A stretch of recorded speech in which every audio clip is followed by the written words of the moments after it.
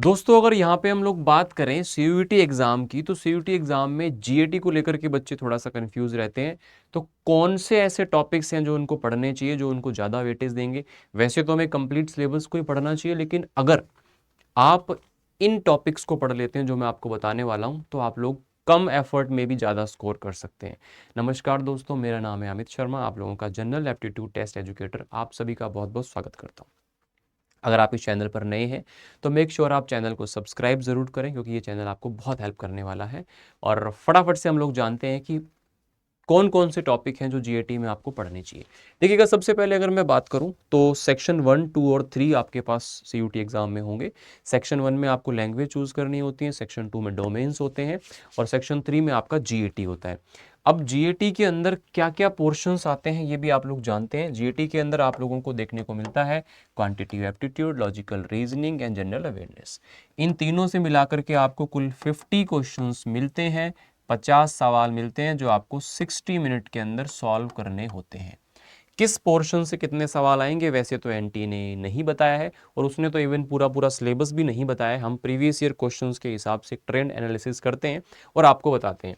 तो यहाँ पे मान के चलें कि लगभग लगभग आपको 20 से 25 क्वेश्चन क्वांट से, लगभग 15 से 20 क्वेश्चन आप लोगों को रीजनिंग से, और लगभग 10 से 15 क्वेश्चन आपको जीएस से देखने को मिलते हैं। तो क्वांट और रीजनिंग से मिलाकर लगभग 35 से 40 क्वेश्चन आप लोगों को देखने को मिलेंगे, और एक बहुत स्कोरिंग पोर्शन आपका हो जाता है। इसके ऊपर थोड़ा सा मेहनत आप कर लेते हैं तो आप डेफिनेटली यहाँ से कंप्लीट 100% स्कोर कर पाते हैं। तो यहाँ पे सबसे पहले अगर मैं बात करूँ क्वांटिटेटिव एप्टीट्यूड किस लेवल का आता है, तो क्वांटिटेटिव एप्टीट्यूड आपका 10th लेवल से ऊपर का नहीं आता है। यानी कि जितने भी टॉपिक्स आपने 10th में पढ़े हुए हैं, यानी कि 10th से पहले पढ़े हैं, like percentages, profit loss, interest, age, partnership ratio, mixture, time and work, time distance, है ना, नंबर सिस्टम, सिंप्लीफिकेशन, और एडवांस मैथ की बात करें तो ज्योमेट्री, मेंसुरेशन वगैरह। तो अर्थमेटिक और एडवांस दोनों चीज़ें यहाँ पे आती हैं। लेकिन अगर मैं यहाँ पर बात करूँ तो जो पिछला वर्ष 2025 में अगर जो एग्ज़ाम हुआ है उसके अंदर एडवांस मैथ्स का वेटेज पहले बहुत कम क्वेश्चन पूछता था पहले एडवांस मैथ्स से, लेकिन अब लगभग लगभग 50% यानी कि आधा, या कईयों में आधे से भी ज़्यादा एडवांस मैथ के क्वेश्चन पूछे हैं, बल्कि अच्छे लेवल के पूछे हैं। अब एडवांस मैथ्स के अंदर कौन कौन से टॉपिक आपको शामिल करने हैं? Geometry, mensuration, 2D 3D, trigonometry, height and distance, statistics, permutation, combination, probability. तो यहाँ से लगभग आप मान के चलें कि हर टॉपिक से एक क्वेश्चन आपको देखने को मिला है, कुछ से 2 भी आ गए। अगर मान लो कि एवरेज 20 क्वेश्चन आ रहे हैं तो 20 में से 10 क्वेश्चन के आसपास हमें इन टॉपिक्स से मिल रहे हैं। तो एडवांस मैथ्स के अंदर टॉपिक्स इंपॉर्टेंट हैं, और इनमें से भी आप अगर बात करें तो हाइट एंड डिस्टेंस का क्वेश्चन आप लोगों को अच्छे लेवल का मिलेगा। उसके बाद में स्टैटिस्टिक्स में जो मीन मीडियन मोड का फॉर्मूला बेस्ड क्वेश्चन होता है, जो आपको एक रेंज देता है और उसके अंदर आपको मीडियन निकालना होता है प्रॉपर टेबल बना के, तो वो थोड़ा सा फॉर्मूला भी बड़ा अजीब सा होता है, तो ये क्वेश्चन भी आपको पूछे जा सकते हैं। बाकी हर शिफ्ट के अंदर प्रोबेबिलिटी और परम्यूटेशन कॉम्बिनेशन से क्वेश्चन आए हैं।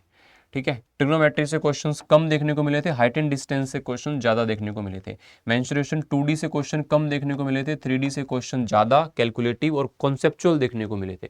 तो ये है। और अगर अर्थमेटिक में आप बात करें कि कौन कौन से टॉपिक सर हमको पढ़ने चाहिए जहाँ से कम चीज़ें पढ़ के भी हम कर पाएंगे, तो सबसे पहले तो अपना परसेंटेज पूरे के पूरे अर्थमेटिक का बैकबोन है। इसको अगर आप पढ़ लेंगे तो आप तैयार कर लेते हैं इसी के अंदर प्रॉफिट एंड लॉस, इसी के अंदर ही सिंपल इंटरेस्ट, इसी के अंदर ही कंपाउंड इंटरेस्ट, इसी टॉपिक में छिपा हुआ होता है। तो आप इसको पढ़ लोगे ना तो ये टॉपिक्स भी आपके बहुत अच्छे से तैयार हो जाएंगे।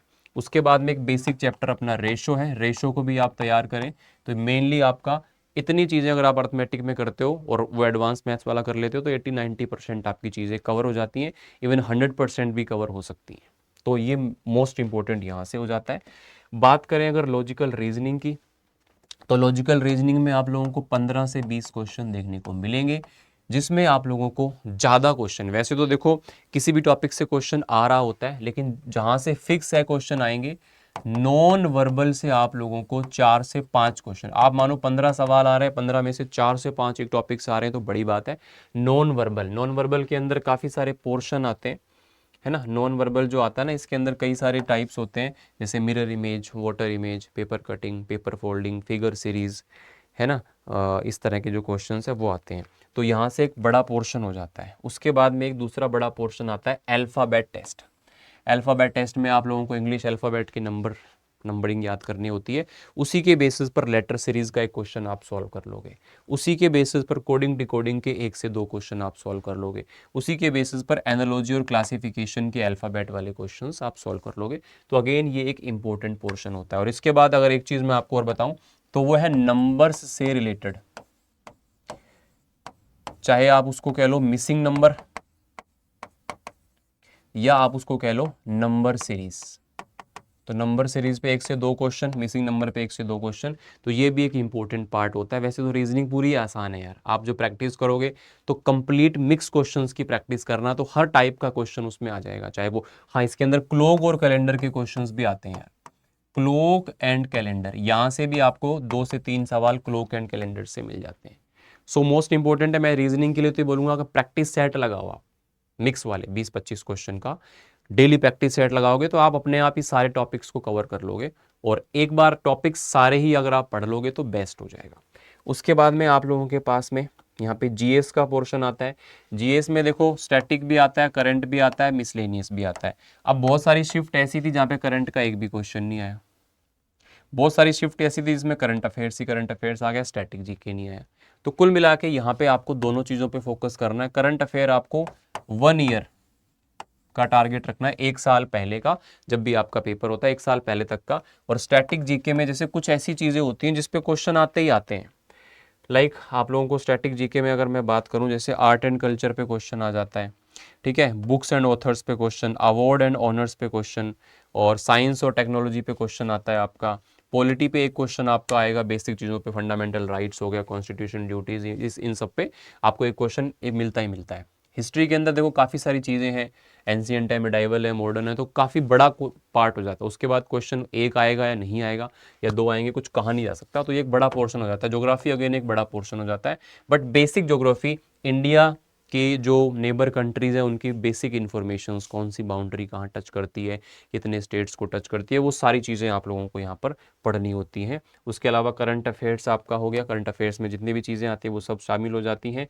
और आप लोगों का इंडियन स्टेट्स की कैपिटल वगैरह सारी चीज़ें, और ग्लोबल पर्सनैलिटी जो फेमस हो, सेंसुअल डेटा जो हो गया आप लोगों का, एब्रीवेशंस हो गया, और इम्पोर्टेंट डेज हो गया, इम्पोर्टेंट थीम्स हो गया, मतलब जो स्टैटिक वाला बेसिक सा पोर्शन है, हेडक्वार्टर्स हो गया, किसका कहाँ पे है, सारी चीज़ें, तो ये आपको करना है। और आप कोशिश ये करें कि मतलब आप दिसंबर तक में पूरा सिलेबस जो है वो जीएटी का एक बार अच्छे से कंप्लीट कर लें, ताकि उसके बाद 2-3 महीने में आप प्रॉपर चैप्टर वाइज प्रैक्टिस भी कर पाएँ। और मॉक टेस्ट एटलीस्ट आप एग्जाम से पहले 1-1.5 महीना मॉक टेस्ट खूब सारे लगाएं आपको, अगर अच्छे से प्रिपरेशन करनी है। बाकी टॉपिक्स अगर आप अच्छे से पढ़ना चाहते हैं तो प्लेलिस्ट मेरी एक मौजूद है यूट्यूब पर। वैसे तो काफ़ी प्लेलिस्ट हैं, लेकिन अभी जो लेटेस्ट वाली है उसको काफ़ी सारे बच्चे देख रहे हैं, तो प्लेलिस्ट आप यहाँ पर फॉलो कर सकते हो। उसके लिए जीएटी के लिए क्वांट एंड रीजनिंग आपको कराया हुआ है।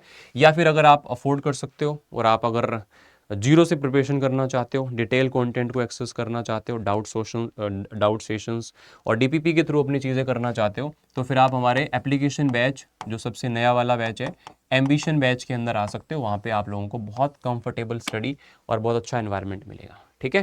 तो एम्बिशन बैच के साथ में अभी आप लोगों को काफ़ी सारा क्या कहते हैं, ऑफर्स भी अभी मिल रहे हैं। 50% ऑफ पे पहले तो आपको मिल रहा होगा, ये काफ़ी प्राइसेस कम हो गए। उसके बाद एक एश्योर्ड गिफ्ट आपको मिलेगा इस टाइम पे, जैसे आप लेते हैं तो, ठीक है। तो यहाँ पे आप जब भी बैच में एनरोल करें, डिस्काउंट कोड Y829 लगा करके इसको यूज़ करें, ताकि मेरी गाइडेंस और हेल्प आप लोगों को हमेशा मिल पाए, आपके बैच परचेज से लेके आपके फाइनल सिलेक्शन तक। या फिर अगर आप सिर्फ यूट्यूब से पढ़ते हैं तो आप हमारे इन बुक्स के जरिए भी अपनी प्रैक्टिस कर सकते हैं।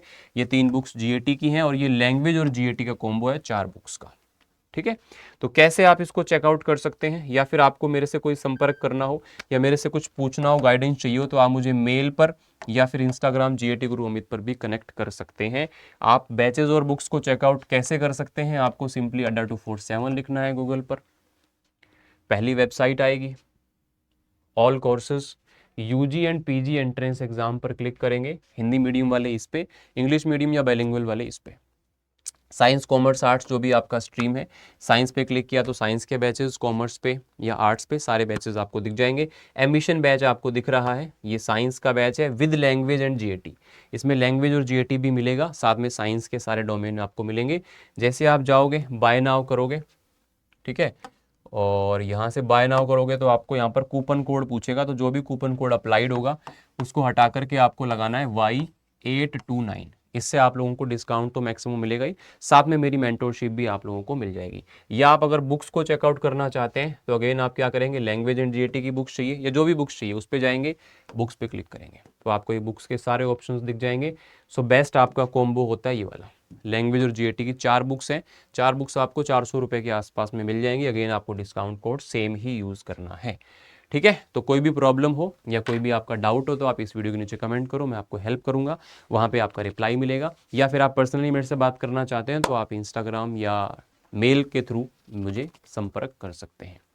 तो आज के लिए इतना ही, मिलते हैं आप लोगों से अगले सेशन में, तब तक के लिए स्वस्थ रहिए, मस्त रहिए। यहाँ तक वीडियो देखा है तो चैनल को सब्सक्राइब ज़रूर करके रखें। थैंक यू सो मच, धन्यवाद।